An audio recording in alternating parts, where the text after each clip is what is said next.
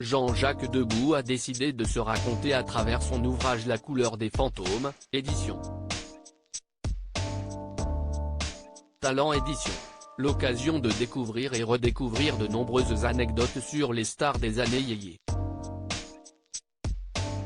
Ils sont nombreux à avoir fréquenté le mari de Chantal Goya, au fil du temps.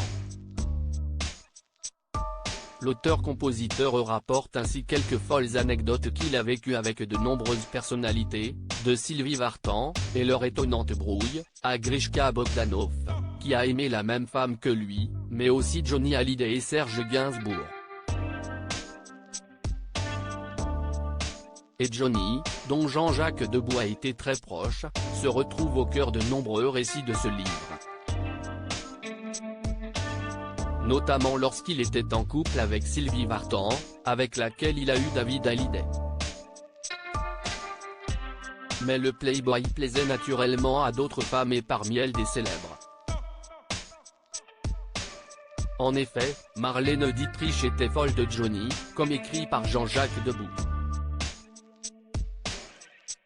Et lorsqu'elle est venue avec ce dernier assister au concert de l'idole des jeunes, à l'Olympia en 1962, elle s'est naturellement mise sur son 31.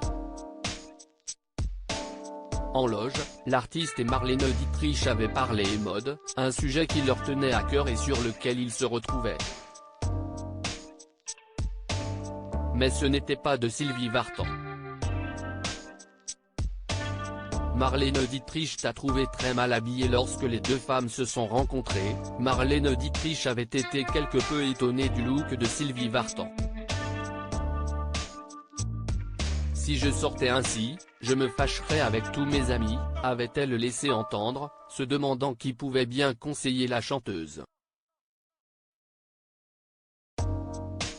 Et Johnny n'avait pas manqué de faire savoir à sa compagne, les critiques de l'actrice germano-américaine. Tu sais, Sylvie, Marlène Dietrich t'a trouvé très mal habillée, lui a-t-il fait savoir. Quelque temps plus tard, les deux femmes se retrouvaient à un dîner. Et Jean-Jacques Debout qui y était lui aussi présent se souvient que Sylvie Vartan était alors très désagréable avec celle-ci. Et Johnny n'avait pas manqué de l'engueuler. Mais tu peux fermer ta gueule, un peu, avait lâché celui qui est devenu ensuite papa de Laura Smet, Jade et Joey Hallyday.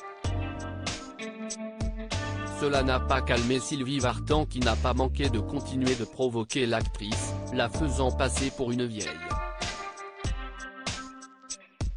On vous maquillait avec quoi dans vos beaux films en noir et blanc, lui avait-elle lancé. Pendant ce temps, Johnny Hallyday, lui, continuait inlassablement de faire du charme à Marlène Dietrich.